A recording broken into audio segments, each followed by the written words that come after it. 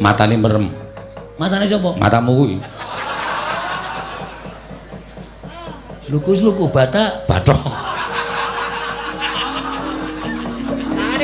Wis. Nah, apik Mas. Wis ya tak dadekke Baladewa, tak dadekke Werkudara. Engko Ora rasa omong jeneng wis semedi kok omong. Wah iya ning. Wis tak suwun ngersaning sing gawe jagat. Muga-muga kelakon penjangkaku, Tru. Tete prani manganak hanung paricata. Mbak lume mbak lamun mambeng lero mbak ing samudra hangrok. Oh, mandi pangestining Raden Antasena. Eling-eling satriya ndugal kewarisan sak ciptane dadi sasedyane ana. Ical wujuding Kura Petra kantong bolong sumawur Kura Bagong Wenteh nata mandra tuwin Raden Harya Werkudara.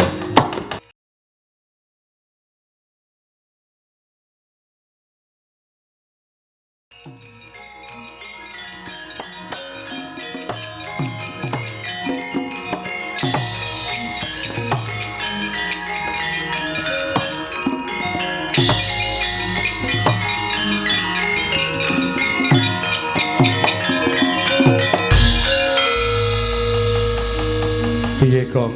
ayo wis Semar modar iki. Wis. Pantem modar kok ora. Karo bapane kok. Ha piye? Kan Semar wis ngomong. Isone mari nek Pandhawa rawuh nang Karang Kadempel. Heeh. Monggo Pandhawa ora komplit. Heeh. Ndara Sedewa lunga. Heeh. Mergo ditundung karo Ndara Werkudara. Lah iya. Pustaka Jamus Klimasada diboyong sinuwun Ndarawati. Heeh. Berarti kan ora iso rawuh ning Karang Kadempel. Mulane kuwi Ngene wae Tru kowe sang ora. sangu. Dikumpulke ayo tuku pethi. Heeh. Diukur awake Semar ora ana sing cukup. Tur ya sing ngusung sapa? Ngene wae tuku tosa wae. Semar ki awake cemplungke tosa engko kari nyetater ming kari mlaku rasa dadak ditumpake kereta Jawa. Kok karo bapak kok sia-sia men to? Aku pancen ndek cita-citae, Tru. Lho. Nek bapak sedo, aku kan madhep pamonging tanah Jawa. Duapure kaya ngono. Aku iki pamonging tanah Jawa ki sing arep percaya karo kowe sapa? Lho anak buahku. Baron Bagio. Tapi ora gleleng. Nah, loro kae wis percaya wis aku ora butuh kepercayaan sapa-sapa. Angger takon ngapa-ngapa siap. Heeh. Takon joget we manut kok. Bola apa kan karo duit ya, Tru. Ah iya. Wong waras we karo duit. Jogetnya 100, joget tenan ya, Tru. Ah iya wis ben nengke wae ora. Iki awak dhewe ndang bali nang Karang Kadempel matur ngersane bapak. Aku percaya, Gong. Nek bapak midanget ature awake dhewe Pandhawa ora komplit, Pustaka Jamus Klimasada ora ana, bapak mesti gregah wungu malah waras. Kuwi rak panyokro bawahmu. Ning iso bapak tok bisiki nang kupinge. Pak, Pandhawa ora komplit, Pustaka Jamus Klimasada ilang terus mantane terus pendonong. Terus anu nggon komputer mak. Kuwi apa? Kuwi lho, nggo mriksa detak jantung kuwi lho. Nek isih urip nak titit. Nek mati terus disetrum dadane. Jeduk. Nyawane arep metu mlebu meneh. Urip sedilo, mati meneh. Wah, ngeri ya, Tru. Mula wong ki tumindak sing apik. Bapak iki tumindake apik kok lara, ayo. Monggo wong tumindake apik iki nuwun sewu lho. Nek sedo mesti ngerti sedane sok kapan, terus mesti kepenak, mesem le sedo nek wong tumindake apik. Lah kok bapak iki tumindake apik ora tau tumindak apa-apa kok lara. Ayo. Berarti nek ngono bapak iki urung wancine tekaning pati. Wah, heeh. Wah, nek ngono apa tenane? Pancen demit tenan kok ora. Wis yo mulih wae. Matur kok ndak malah geger nek Negara Ngamarta aku ra seneng nek geger karo putra-putra Pandhawa utawa Sinuwun Mandra Ndara Werkudara terutama Matur ngersane bapak, mbuh kanane bapak engko mari apa mati wis pasrah sing gawe rep. Yo, mangkat bae, Tru. Putus.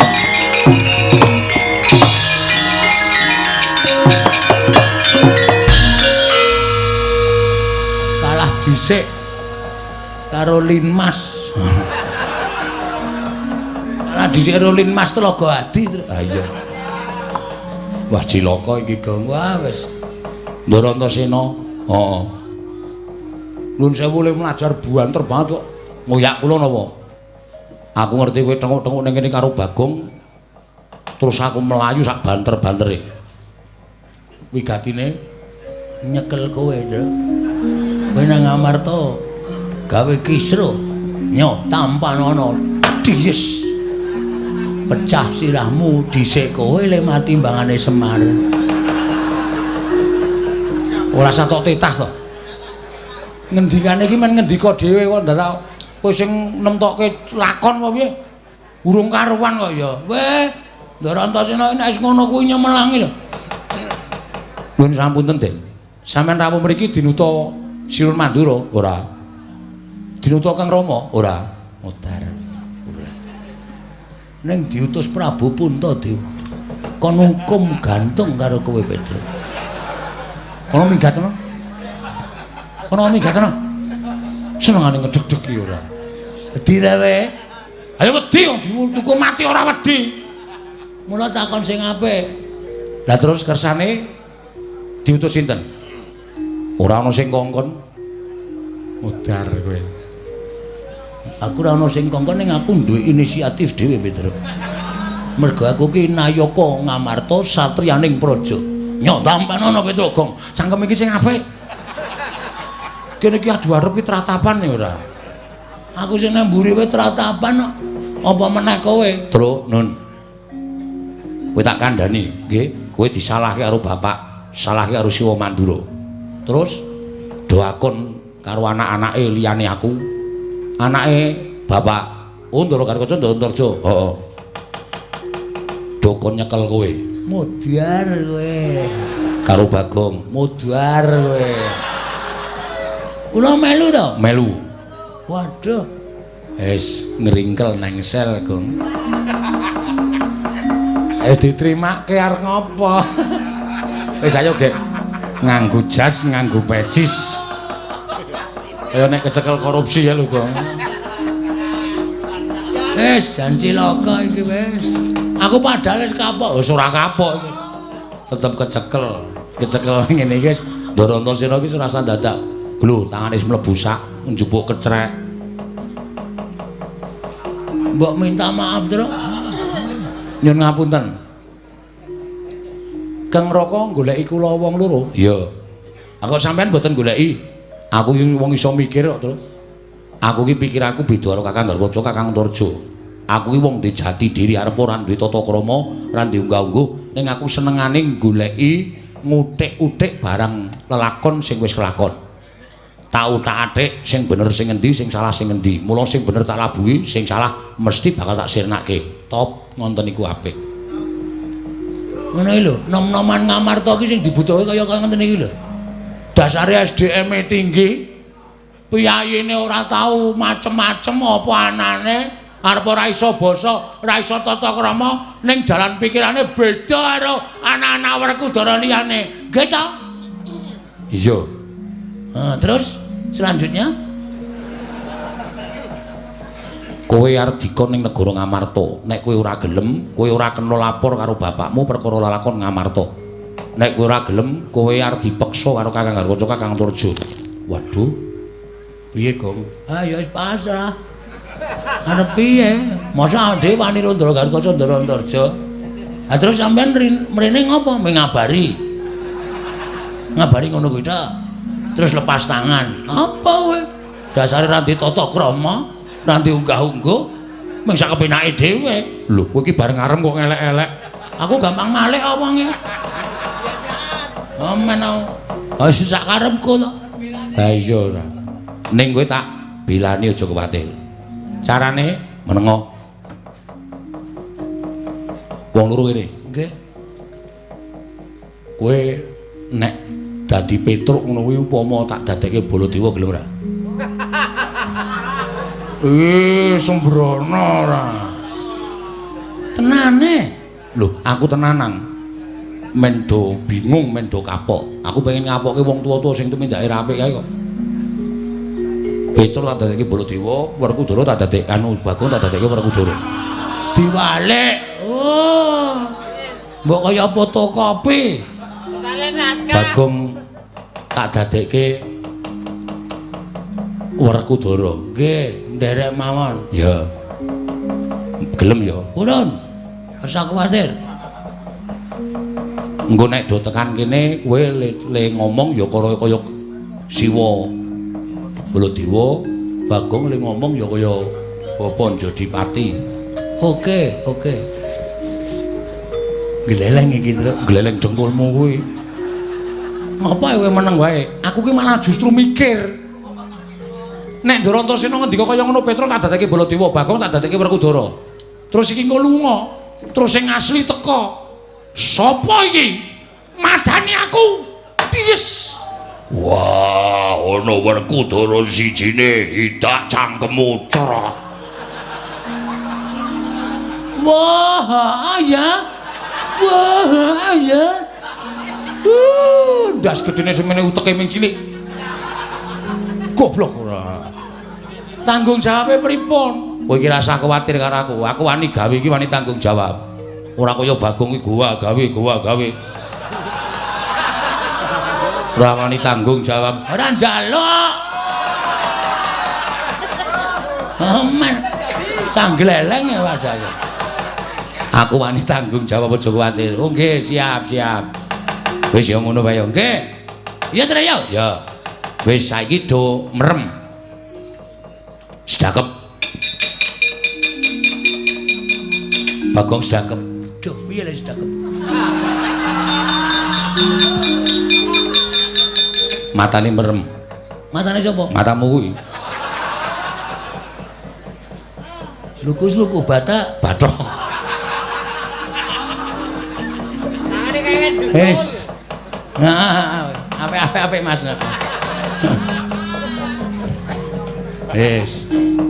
Wis ya tak dadekke Baladewa, tak dadekke Werkudara. Engko. Wah, ora usah omong jeneng wis semedi kok omong. Wis ning Wis tak suwun ngersaning sing gawe jagat, muga-muga kelakon penjangkaku, Tru. Tete prani manganak hanung paricata. Balume mbak lamun mambeng lerombak ing samudra hangrok. Oh, mandi pangestining Raden Antasena. Eling-eling satriya ndugal kewarisan sak ciptane dadi sasedyane ana. Ical wujuding Kelora Petruk kantong bolong semawuri Kelora Bagong wenteh nata mandra tuwin Raden Harya Werkudara.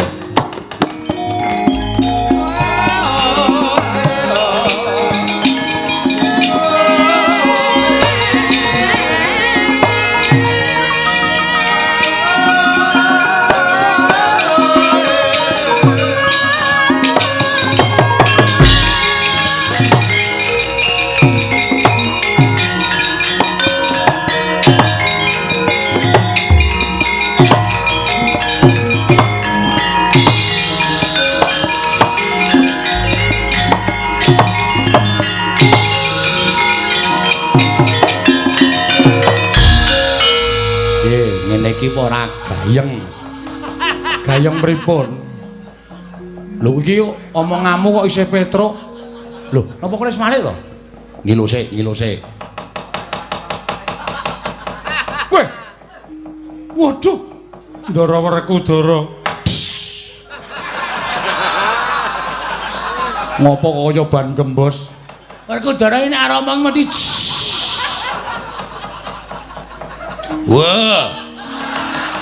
Wah, kurang gede.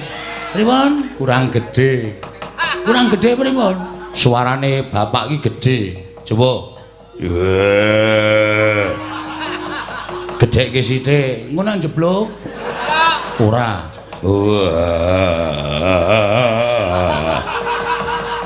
Kok rajeg? Anu pentile bosok. Coba tak cobane yo, Pak. Wah. Onto sendok. Wah, tutuk modar kowe. Anak kula anak onto sendok. Ya. Aku ngaturke bekti katur ya, Pak. Tak gegem. Bahasaku tampanon. Bahasa apa? Bahasa daerah. Apik. Pak Di, jagat iku padha jagat pangestu karo. Nggih, Antasena nggih. Wah, Pak Di Mandura aku ngaturke bekti katur. Yo, tak tampa maksudne Pak Demu tampanono. Lah gegem dadiake jimat. Adikku Di, adikku. Waraku Udara. Le ngerem ki wis. Kula bali kok das ora. Boloti. Nggih. Boloti. Kurang guyu gong ndak konangan. Iya. Boloti kekengku. Yayu padha Raharja. Beda. Lho. Aku karo Raharja beda. Aku Werkudara Raharja bakul bakso. Kowe ora kena sembrono lho, nek sembrono konangan. Iku nek anak-anak tekan kene, Kakang Raja Antarja tekan kene, ledho ngandani sing apik-apik. Nggih. Siap lho, Gong. Oke. Yo. Aja lali. Aku gampang lali ya. Lungguh dhuwur ora lungguh ngisor.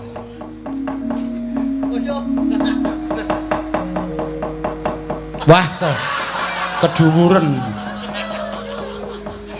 Pak D, Baladewa rada mundur. Semantel. Jenananggan. Loh, Werkudara ngapa?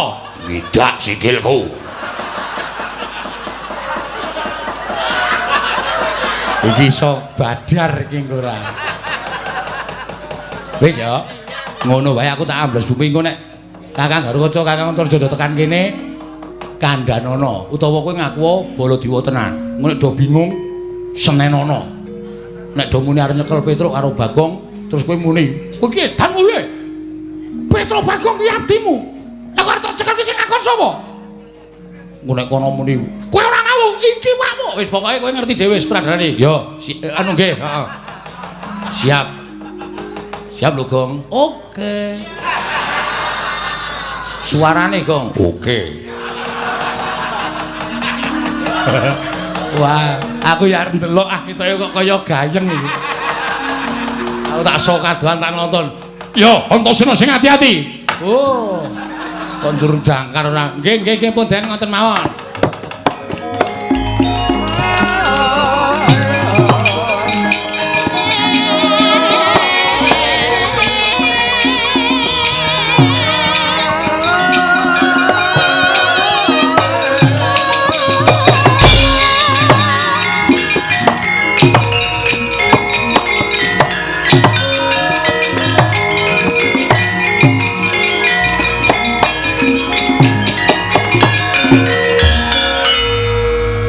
Jagat Dewa Bathara jagat pangestu karo. Werkudara. Werkudara. Apa? Werkudara. Apa? Iki kok kaya ora pangling. Iki anakmu Pringgondani. Dasar. Dasar apa? Dasar Baranyata. Werkudarane mumet. Gatot. Piye? Gatot. Iya, anakmu Gatotkaca. Tutupono. Tutuka kok Tutupono? Tutupa. Do ngaturaken bekti kula Kunjawa, Gatotkaca tak tampa.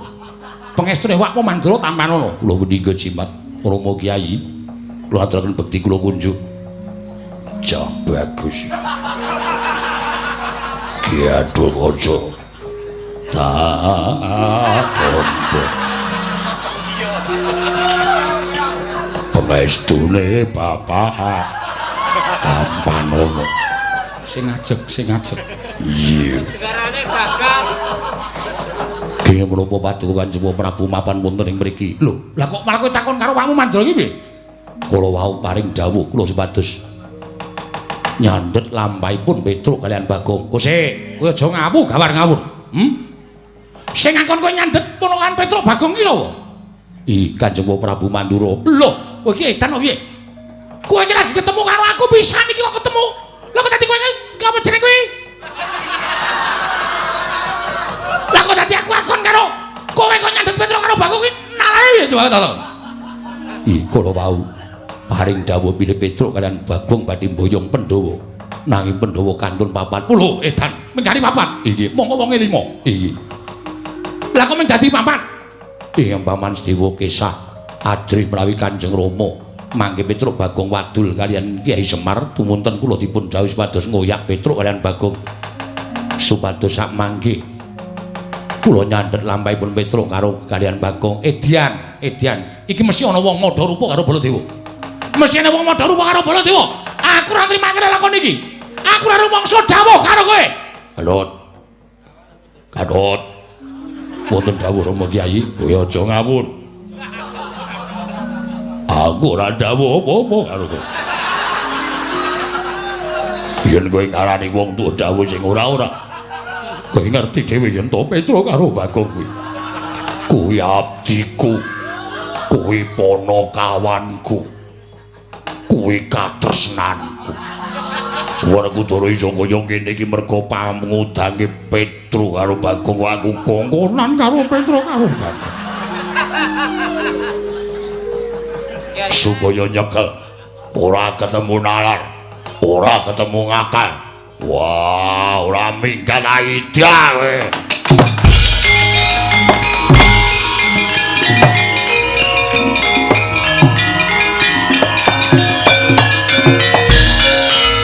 Sing ngajek suarane. Mbok kowe dadi Werkudara. Suaraku ini udah terlalu rendah.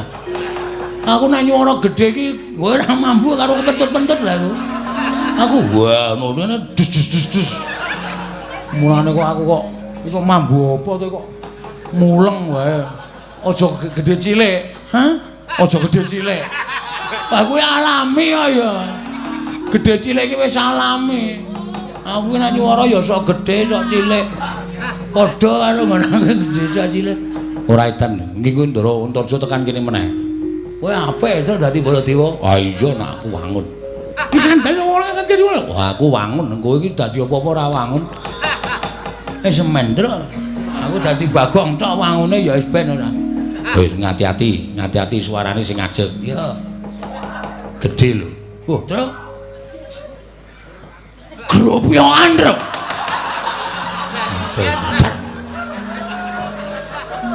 Kae iki nandani nek ana patroli ngono lho. Dadi ngono ae. Kae iki tes larang-larang bayar larang-larang pendolanan.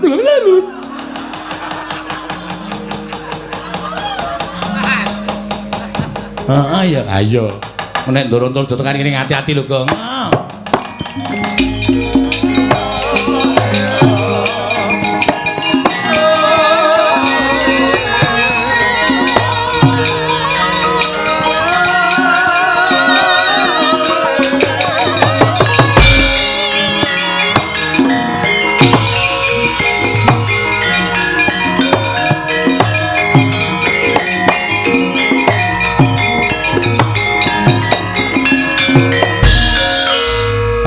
Sembah pabekti wa Mandura ya Antarja tak tampa pangestuku tampanono lho pendika jimat paripin daerah ning kasantosan Rama Kyai kula ngaturaken bekti Rama Kyai yo Antarja tak tampa pangestune bapakmu tampanono lho pendika jimat paripin daerah ning kasantosan ki menapa paduka lenggah wonten mriki kosek warna ndi madosi Petruk kalian Bagong. Lho kok padha karo karepe Gatotkaca? Menapa kadang kula Yai Pringgodani sampun dumugi mriki. Wis. Lan wis matur karo wakmu ing Mandura. Yen to bakal nyekel karo Petruk karo Bagong. Monggo aku ket mau nang kene ora weruh glibete Petruk karo Bagong. Turta jarene sing kongkonan Baladewa. Monggo Baladewa ora rumangsa kongkonan. Bapakku ya ora kongkonan. Ya to? Ngono to? Iya. Aduh. Iya, aku ora kongkonan, wis kapok kongkonan Gatotkaca. Kongkonan kon tuku kerokan jenggot. Ditukoke garu. Gundule atos. Iya, sadar aku. Ora sembrono. Iya yo. Apa kowe yo padha karo karepe Gatotkaca? Mengkaten. Dian. Iki mesti ana wong sing padha rupa karo awakmu Mandura karo bapakmu Yadipati. Nyatane aku ora dawuh apa-apa Antarja. Weh, lah dalah kok kaya ngene lho lakon.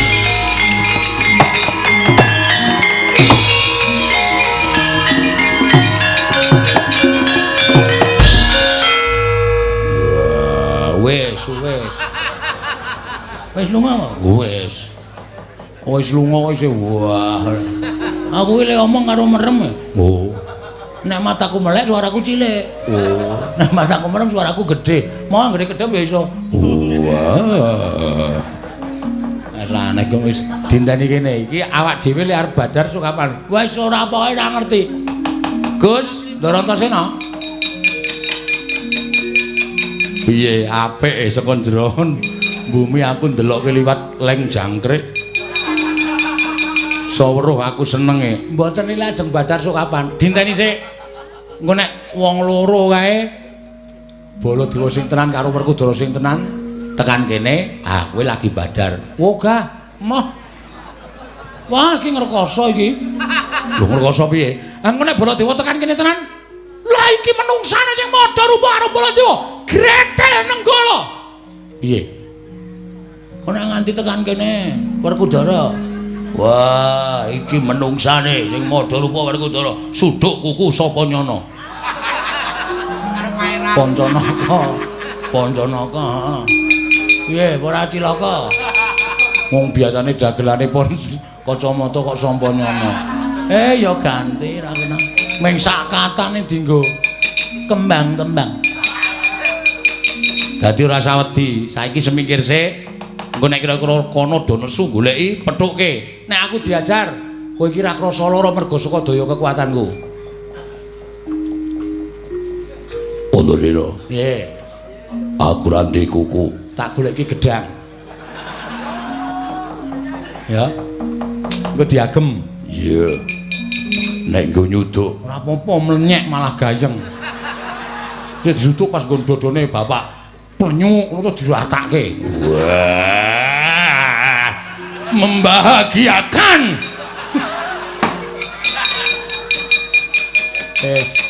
Dorene sik. Ayo, Gong. Wah, sandwich. Kae piye Werkudara kok le mlaku itak-itik. Kaya Bagong ora. Pokoke do dinteni kene sik. Yo, nggih.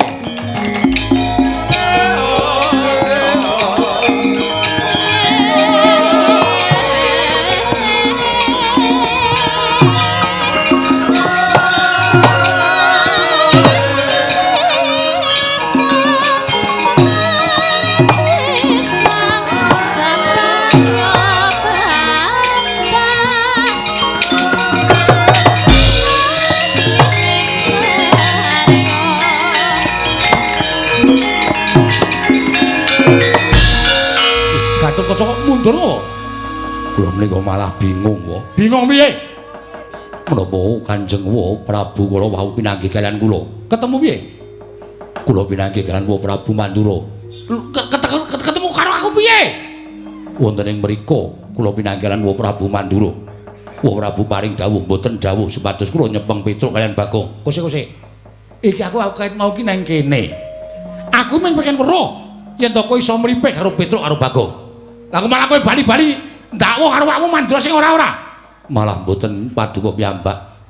Rama Kyai ugi mekaten lenggah wonten ing mriku. Kosek Werkudara iki piye to iki? Wah, Gatot omong sing cetha. Inggih. Ngatur kemawon. Bloko suta kemawon. Wonten ing mriku kula pinanggih kalian Siwa Mandura kalian Rama Kyai lenggah wonten ing mriku paring dawuh mboten dawuh menapa-napa kalian kula. Langkung-langkung mboten dawuh nyepeng kalian Petruk kalian Bagong. Pik. Lho. Lah apa ana manungsa sing padha rupa karo Baladewa? Sanjae kula. Blas, lanat kuku karepe dhewe Werkudara aja menenge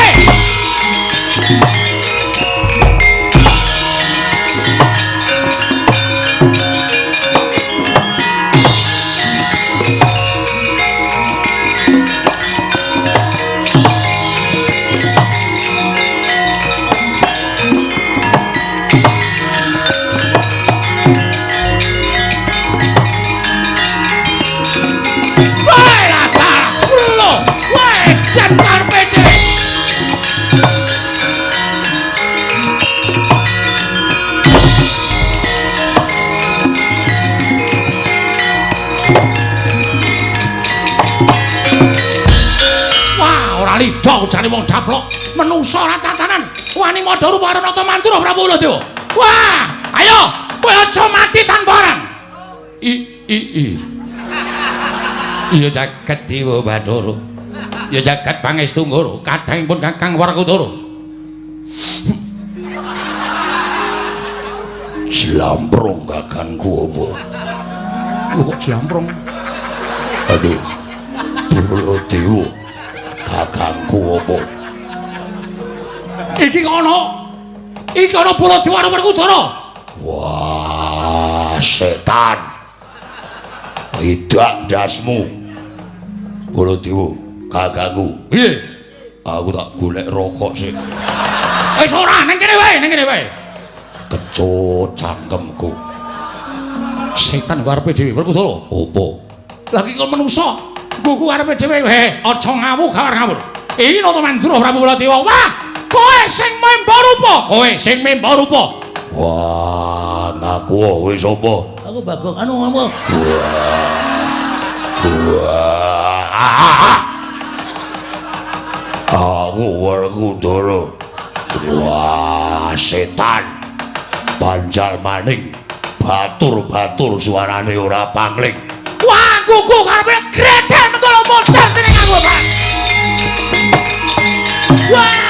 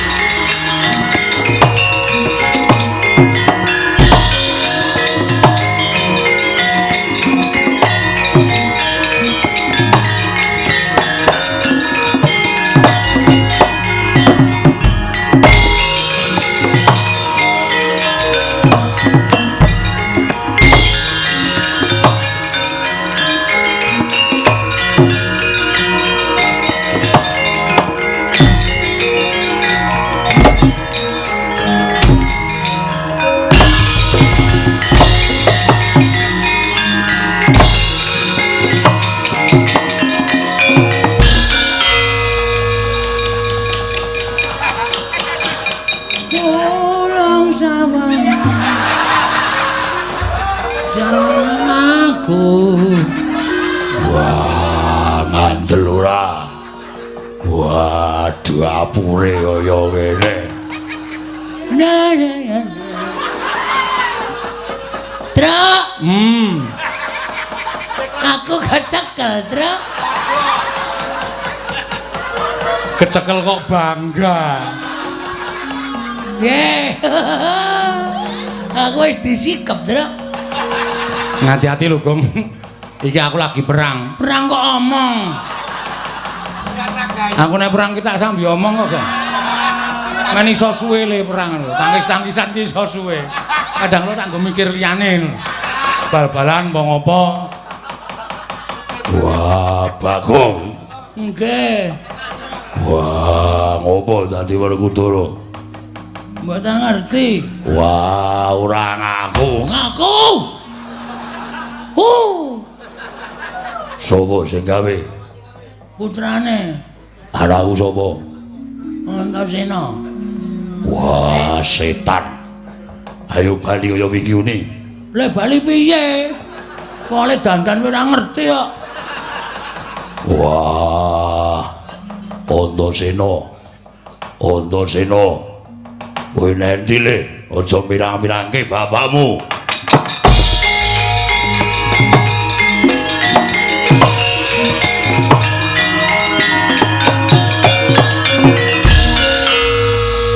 Ngopo? Pecah ndasmu. anak mirang-mirangke wong tuwa, sapa sing dandani Bagong? Aku arep ngopo? Wani karo aku. Wani, bapak kleru kok. Nek bapak ora kleru, aku wedi karo bapak. Ning bapak kleru. Gunggung awake dhewe rumangsa bener. Mak cilik mbok tundung. Pustaka Jamus Liposada mbok wenehke Siwa Ndarawati. Ya nek Siwa Ndarawati iki Siwa Ndarawati sing tenan. Nek palsu, nek minggu alasan nyolong Pustaka Jamus Liposada, sapa sing kelangan? Kelangan pusaka, kelangan mak cilik Sedewa. Remuk Pandhawa, Pak. Mergo sampean ora iso mikir sing jero.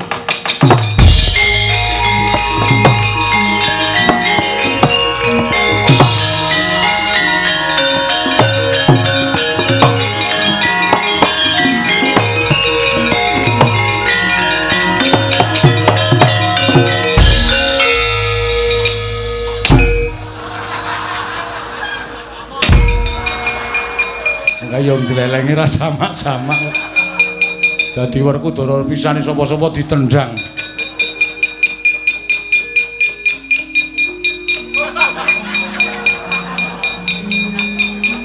Ndosena. Apa, Pak? Kuwi Bagong. Ah iya. Begini kowe cemburu. Aku dudang Bagong muni apa Pak kok kowe serik atimu. Aku Werkudara sing tenan. Wis ngerti. Mula aja sok gawe lara atine wong liya. Mak cilik tok tunduk ya lara atine padake ora. Ndosena. Dalem, Pak. Piye kabare ibumu Rangayu? Ya apik. Wah, aku kangen. Wasu. Kowe senengane ora bebeda to, Gong ora. Kangen ya. Ya engko tak temokke karo ibu. Nan, ora. Tenan ora mempeng bae. Oh iki Pak, dadeke kaya wingi ngene. Bareke aku wegah ning kene tengok karo padha-padha Werkudara. Presani karo para kawula isin. Yo kene, bapak melu aku. Nendi? Ganti. Wah, mbok rasa. Oh, ora rasa tekan esuk arep ngono kuwi malah entek-entek ki ora. Wis malik ya. Tiwas mempeng. Jan nyenengke tenan. Wis, saiki bapak piye? Wah, yo. Ya piye? Wis kebacut, Pak. Sego wis dadi jenang ora pulih dadi jenang. Mula wektu dina iki rampunging perkara iki kudu dipetung nganggo nalar sing ganep. Aja grusah-grusu. Hae Baladewa wakmu mandura gelut. Pakde.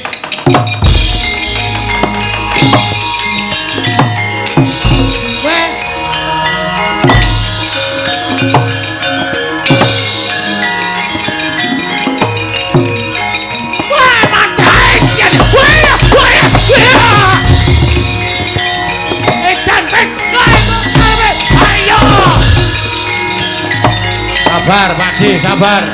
Wah, kuku karepe dhewe manus maning jajaran. Sungertaning kawana, Strayoli binatang September, Oktober, November, Januari, Februari, Maret, April, Mei, Juni, Juli, Agustus. Baladewa nesu kok hitung-hitung tanggalan. Antasena apa iki? Sabar, Pakde, sabar. Aja duka, aja nesu. Iki Baladewa sing gawe aku. Lah, rak tenan to menungso ra tenan. Kowe bayi gawe wilange wong tuwa. Oh, sik to, ora usah nesu. Oh, nganti ana sing jengkel. Kowe arep ditapuk, tak terkira kok ditapuk tenan lho kowe.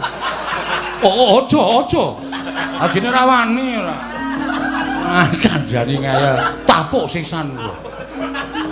Tapuk kaya lemut. Minggir. Tak topae. Tapuk kok ditopak. Walik omong. Ora iso kuwi. Iki gaweanku. Lho, gaweanmu piye? Iki Petro. Lah, ra tenan to. Wah, mulane suarane padha karo aku. Ah padha wae. Ora padha piye? Strayoli binatang Januari, Februari, Maret, April, Mei. Yo ganti yo, Tru. Waduh. Mbok tak ngenten mawon. Ora iki ngono kowe kudu ganti. Weh lah. Aku aja ganti Antasena. Aku arep negara Mandura, ketemu karo Wak Wirawati. Wah, edan. Alah. Wis suwe. Nek tak pisah ngene iki cilaka. Iki ana sunan ora. Arep marani karo Wak Wirawati ora. Kowe tok usunan ora. Yo ganti. Wah, jan mulai kula dadi napa meneh? Dadi Nur Abimanyu. Rasah. Abimanyu ra melu apa-apa kok. Edian edan yo men. Wah, Antasena piye? Bapak tindak rene karo Bagong. Lho, dadi Werkudara masa Bagong? Lah, setan tenan kowe iki nyang-nyangke wong tuwa. Men Bagong kok dadekke Werkudara. Nyatane ya iso do rukun karo kowe. Do mlaku bareng nyatane bapak ya ora nesu. Bapak wis rumangsa keluputane. Nggone bapak nalika semana ngiklasake pustaka Jamal Simasada karo nundung Mak Cik Sediwa. Terus men do tekan kene sik. Pak Di lenggah kene, Bagong men tekan kene, bapak men tekan kene engko dirembuk bareng-bareng. Yo.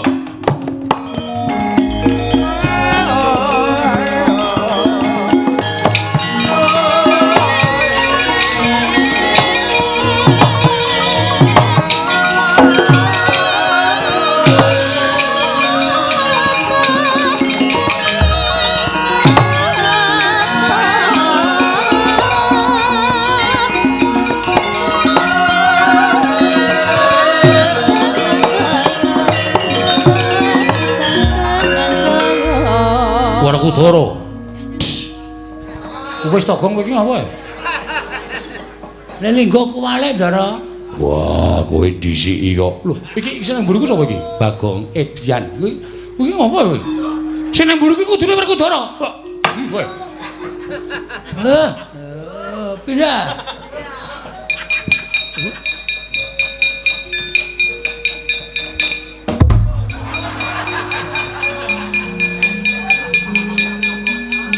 Mesok ketapuk terus. Ento-entoane ya kudu ngono kuwi ora. Sing apik Werkudara. Yo.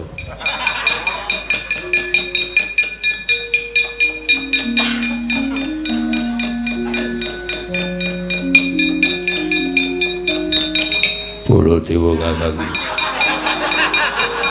Ya Werkudara piye? Kowe jangan iso meneng ra kuwi. Wis malik dawang sing Baladewa Kakang, kakangmu piye? Mboten. Ah, ya kadang ketonto ya terus. Ah iya. Bapak wis nglenggono keluputan. Pakdi, aku tak matur karo Pakdi. Ora perkara piye-piye, ning aku apal karo pambeganing Mak Cilik Sediwa. Apal perkara piye? Mak Cilik ki aja dianggep bocah sing nom dhewe ning Pandhawa, utawa piyai sing muda dhewe yuswane ning Pandhawa. Ning aku matur bola-bali to. Siwa Darma Kusuma wae pendak-pendak taren karo Mak Cilik Sediwa. Mula ngendikane Mak Cilik Sediwa perkara pustaka Jamus Limasada kuwi bener. Lah saiki ngene. Nek upama ketratase pusaka kuwi dicidra karo menungsa sing membanata Ndarawati. Lan saiki wis langkon nggawa pustaka Jamus Limasada. Saiki aku tak takon, sing tanggung jawab sapa? Ayo. Nek perkara lungane Mak Cilik Sediwa sing tanggung jawab Bapak Werkudara, Rama Jodipati. Merga sing nundung Rama Jodipati. Nek perkara pustaka Jamus Limasada kuwi piye sing arep tanggung jawab sapa? Monggo sampeyan rawuh ning negara Ngamarta ndombani nata Ndarawati nggone nyuwun ngambil pustaka Jamus Limasada. Ya ora. Waduh lah terus piye? Ah, iki nek gelem menggalih nganggo nalar sing garwa lan adu plegak-pleguk kabeh to. Mula perkara iki wajib dipetung. Ning iki mau nyatane wujude blegere Yayi Prabu Ndarawati. Saiki akeh wong sulapan. Tenan lho. Winginane kula ketekan Petro niku ya entek-entekan. Bonom wong liya nyandang Petro maling gen kula entek-entekan. Oh apa kok? Heeh. Jam piro le teko?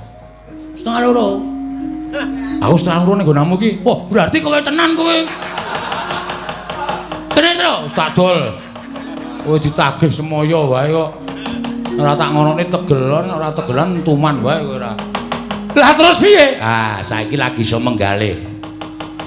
Bareng wis kelakon terus tembunge ming lah terus piye? Lah iki nang kene iki sing ngeling rembug nang kene iki, Pakde.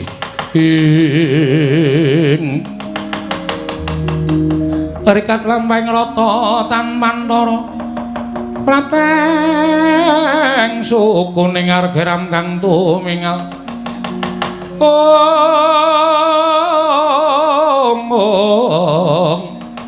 geram kang tumingal dendeng saengga praja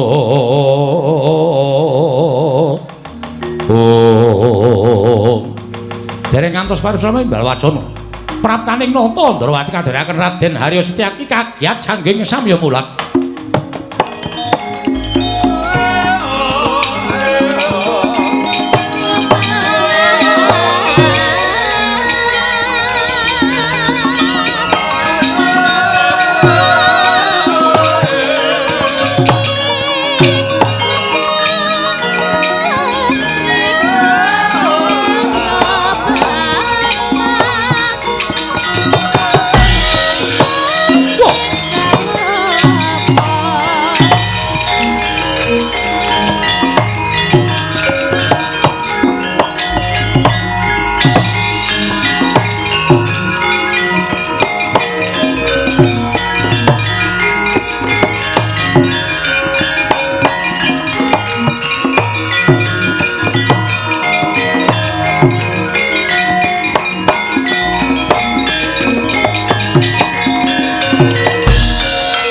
Sinayeng manglung mintonaken Dewi Kramanira kang kumitiraning asta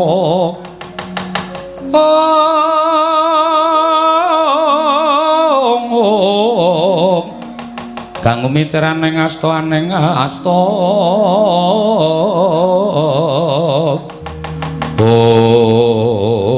lho lah iki malah yen ngono bejo kemayangan Kresna apa pancen wis katon padhang kana negara Ndrawati kok kasan Jadi wis kundur maneh marang Praja Ngamarta nun sewu kok Prabu kula nembe kemawon sowan wonten negari Ngamarta Gusti kowe aja guyon kowe mau tak tutke tak derekke sowan marang negara Ngamarta jare negara Ndrawati ketaman pegebluk. Mula tumuli aku ndereke sowaning Yayi marang Praja Ngamarta nyuwun ngambil pustaka Jamus Miang Jimat Lima Sada. Yo, aku seksine. Malah ora mung aku Janaka ya weruh Puntadewa ya maringake pusaka. Nganti aku tegel nundung karo Dewa merga mbelani karo Kresna kakangku. Lah dalah jagat Dewa Bathara.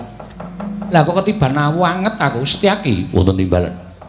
Mula ning dalan pun Kakang lak tansah rerasanan kelawan Siadi.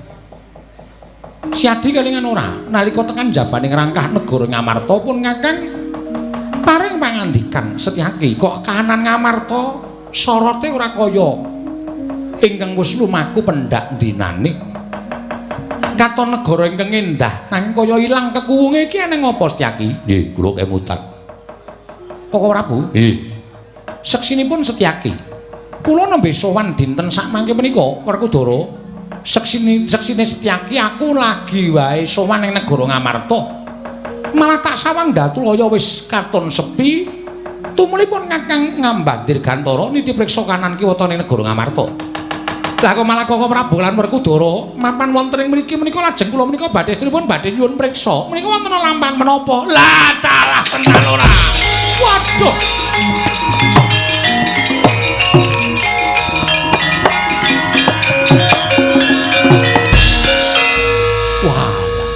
lah kok ora merucut ucape Antasena. Kandhane kok. Kapora. Pak, oh. Korban adimu lanang sing tok labuhi ora ana nyatane. Waduh. Sak kira ki nek arep waduh. Ora waduh iki wis kebacut kok waduh.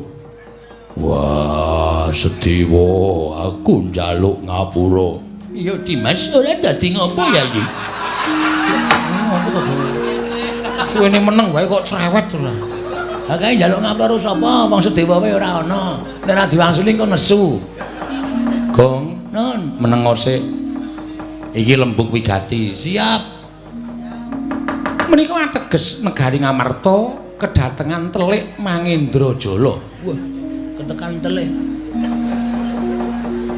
Ingkang dusta pustaka Jamus Miang Jimat Lima Sada. Waduh, mongko pun Kakang dadi saksi tama. Matur Nyai Prabu Darawati kunjuk Nyai Prabu Darmakusuma wekasan Nyai Prabu Darmakusuma maringake pustaka jamus Semang Jimat Lima Sada. Inggih. Werkudara tumuli mentala kelawan Adi Mulanang ngono to? Iya. Wis, perkara iki ora sandadak padha digawe getun. Jereng sing jeneng lelakon kuwi adile mung dilakoni, pacoban kuwi adile mung disandang. Iya. Mula sesuk meneh kuwi sing prayitna ngati-ati. Aja gampang kepilut marang gebyaring busana, aja gampang kepilut marang akeh raja Brana Picis. Aja gampang kepilut marang esem kang manis sarta manuhara. Ingkang saknyatane kuwi bakal dadi racun tumraping para Pandhawa. Yo, aku njaluk ngapura Dara. Nggih. Janaka Yai Prabu Darmakusuma dikanthi derekna Tindak menyang ndi? sowan ning Karang Kadempel. Petro, dalem. Bapakmu piye? Lho, sampeyan pun prisane bapak loro. Wis pun dile, durung. Waduh. Mbeto napa? Ora nggawa apa-apa wis. Wah. Jeruk-jeruk ora masalah. Sing kecut wis. Nggo linu-linu untu ya, Tru. Heeh. Mangane linu uripe. Ha iya. Tolong linu untune. Ha iya. Sowan ana ing Karang Kadempel Kudara. Yo. Mengko manut karo ngendikane Kyai Semar. Yo. Kabeh diganti ning negara utawa ning Karang Kadempel. Elinga. Pandhawa tanpa Semar tak kira bakal nungsang puyang lakone nggudel bingung numbuk bentus ora weruh kiblat. Yen tanpa nata Ndarawati wae tak kira Pandhawa isih isa nata marang uripe. Nanging yen tanpa Semar, merga Semar ki pusaka ing bisa kandha jimat kang bisa ngucap sapa ing cetakan kelawan Semar ingkang lali dadi eling ingkang luput tu muli dadi bener, ingkang bengkong tu muli dadi jejeg. Yo. Kok ora Bu? Nggih. Monggo dateng Karang Kadempel. Yo. Petro, nun. Sowan bapakmu. Alhamdulillah, Gong. Sinuwun Ndarawati barang arep ning Karang Kadempel. Wah, wis Semar ki mung etok-etok jan. Ora, ngawur Semar. Pomeng golek sumbangan ya ora. Iki anak apa to ya? Anak kodhok. Ngayal kan. Monggo sinuwun. Kok Prabu? Yo, ayo. Ora Kudara. Yo tak derekke. Antasena melu ya nggih. Ya, Pakde ngestake dawuh. Setyake ayo. Monggo kula dherekaken Bapak Prabu.